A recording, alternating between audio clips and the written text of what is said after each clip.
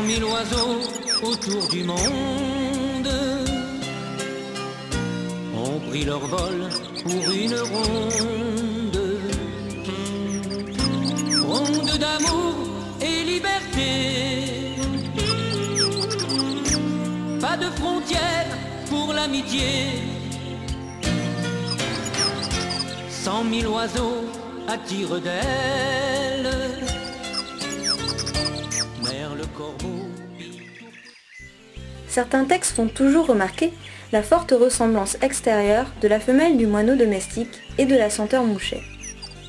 Pour moi, cependant, il n'y a que peu de ressemblance dans l'apparence physique. D'accord, il y a la couleur brune, prépondérante chez les deux oiseaux, mais pour le reste...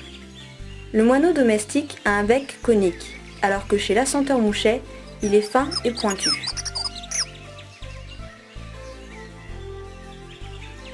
Là où je trouve un caractère commun, c'est dans le fait que tous aiment volontiers la proximité de l'homme. Pas de jardin sans moineau, ni de jardin sans la senteur mouchet. Pourtant, il n'est pas seulement un oiseau des jardins. Dans les parcs aussi, à l'orée des bois et dans les endroits incultes, cet oiseau se sent chez lui.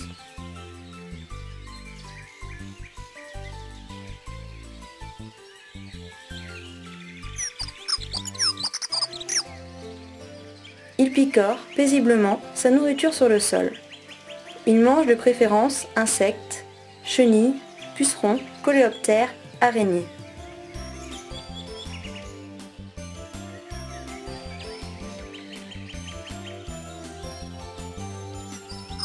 Les semences aussi font son affaire et en hiver, la senteur est un fidèle visiteur des mangeoires. À terre, il se déplace, par petits bonds, les pattes cachées sous le corps, paraissant recroquevillé. Son vol est généralement bas et furtif. Il ne reste pas longtemps au même endroit. Il disparaît discrètement, précisément comme il est venu. Il raffole des broussailles et il n'est pas facile à repérer. La senteur mouchet mène une vie effacée, à terre ou dans les basses branches, restant prudemment à l'abri et ne s'écartant que fort peu de ses refuges. Son habit gris brunâtre se confond à merveille dans le décor.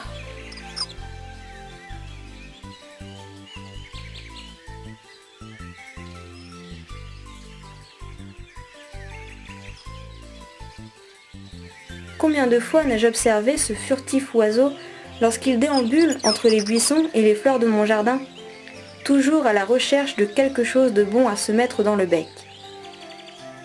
Ces mouvements rapides et saccadés, durant lesquels les ailes sont souvent légèrement battues près du corps, m'ont toujours captivé.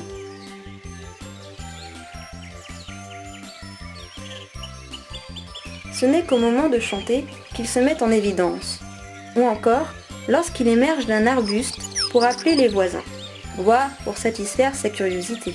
Mais il s'empresse de plonger dans la végétation à la moindre inquiétude, et sans un cri.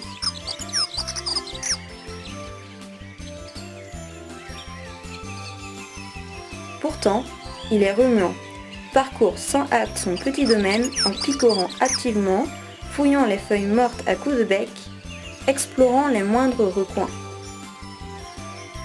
À petits pas ou en sautillant, il se promène, le corps presque horizontal et les pattes courtes repliées de telle sorte qu'il paraît traîner son ventre sur le sol.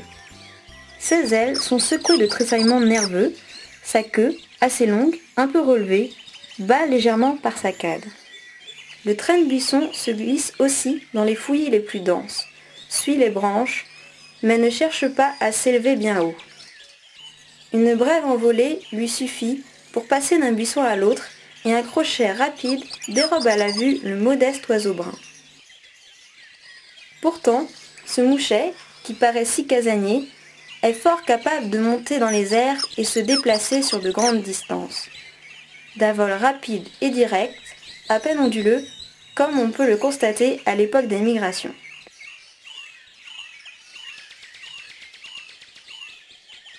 La société ne l'attire pas en général. Il va qu'à ses affaires, pour lui-même, souvent solitaire. Mais il n'est pas querelleur non plus. et s'accommode du voisinage de ses semblables sur un espace restreint, surtout en hiver. À certains moments, on entend alors les mouchets s'appeler et se répondre de toutes parts, comme pour garder un contact et peut-être pour éviter de se rencontrer. Et pourtant, à l'origine, il était forestier, rarement au contact de l'espèce humaine. Après des millénaires d'une vie retirée, il s'est rapproché des lieux habités par l'homme et le voilà maintenant un habitant régulier des parcs et des jardins.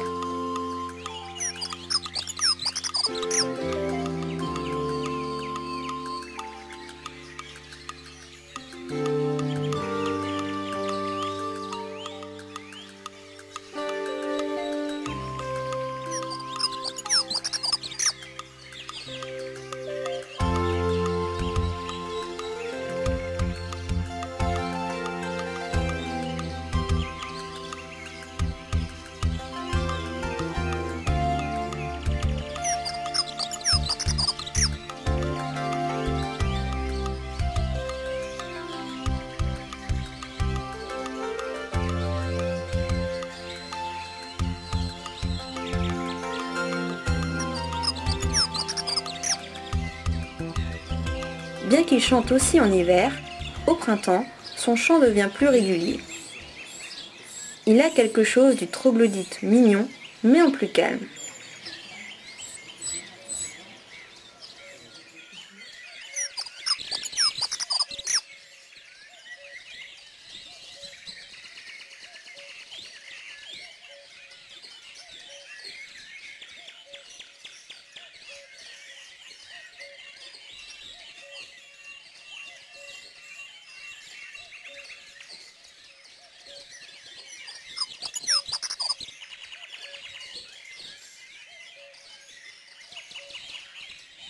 En général, l'assenteur est le premier oiseau à nicher dans le jardin.